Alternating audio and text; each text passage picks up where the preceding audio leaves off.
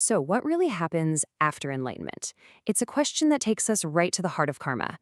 Today, we're going to explore how two kinds of enlightened beings, Arhats and Bodhisattvas, don't just, let their past fade away. They actively and strategically resolve it. This isn't about fate, it's more like a masterclass in cosmic accounting. You might think that reaching enlightenment is the finish line, right? Game over. But for some, it's actually the start of a whole new level. Sure, the cycle of birth and death is broken, but that karmic ledger, it isn't wiped clean just yet.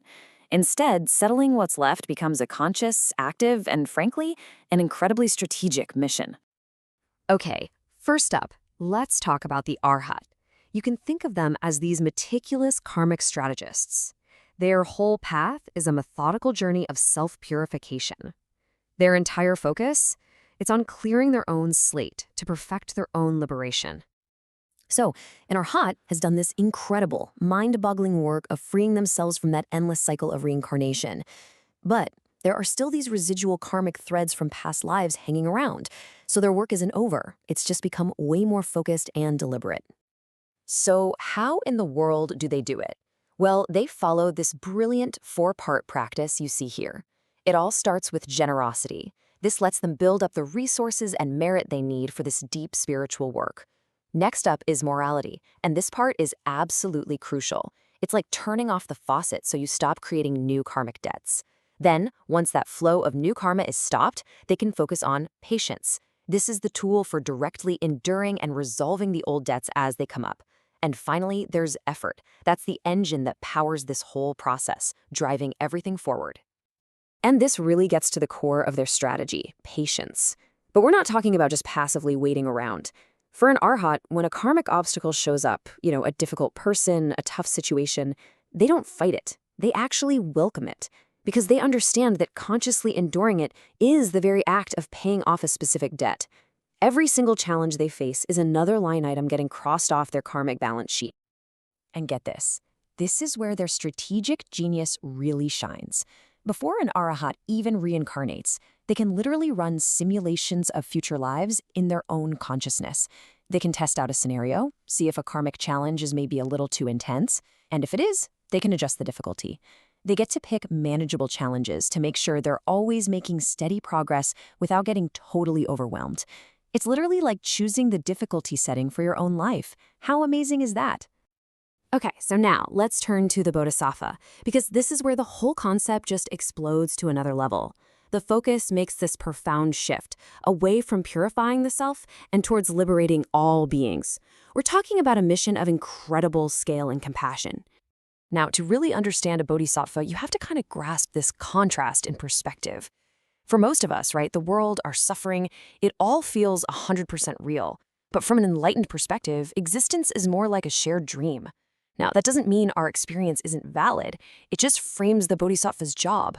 And that job is to willingly re-enter a dream they've already woken up from for the sole purpose of helping erase the traces of suffering inside of it. So this leads to a pretty radical conclusion. A bodhisattva's main spiritual practice is helping others. By guiding other beings out of the stream, they are in fact resolving their own karma. You can think of them as these undercover guides, re-entering a world they've already transcended just to help everyone else find the exit. So, how do they intervene? Well, they've got two main strategies, as you can see here. Method 1, they can manifest a divine form. It's a very direct approach, but it's usually limited to just a few people, and honestly, it can cause a lot of fear. Or they can choose the much harder path, Method 2, reincarnating as an ordinary human. This lets them build trust and teach in a way that's far more universal and effective. And there's this fantastic story about why that direct intervention is so incredibly tricky.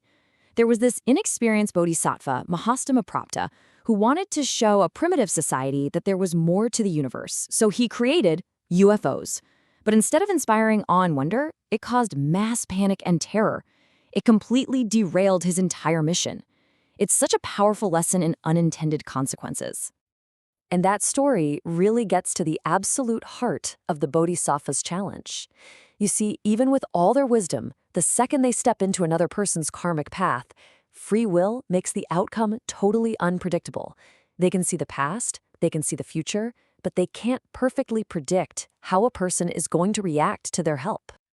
And this unpredictability, well, that leads us right to the ultimate karmic challenge.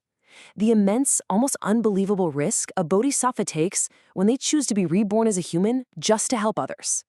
This is truly the high-stakes path.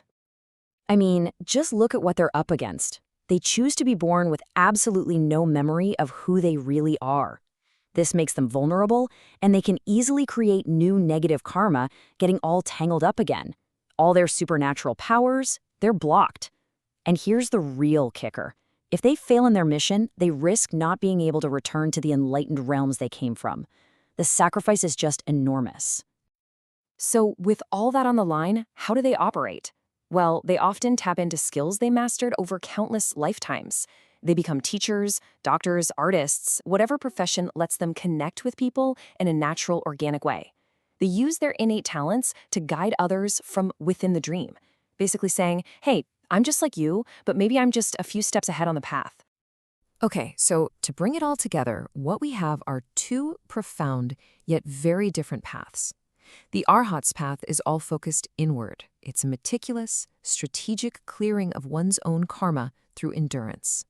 The Bodhisattvas path is focused outward, taking on the wild, unpredictable challenge of guiding all beings from inside a shared dream, all while accepting immense personal risk for the sake of universal compassion.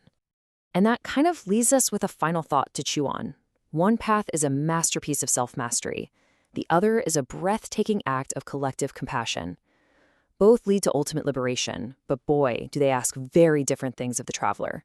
So, if the choice were yours, which path would you walk?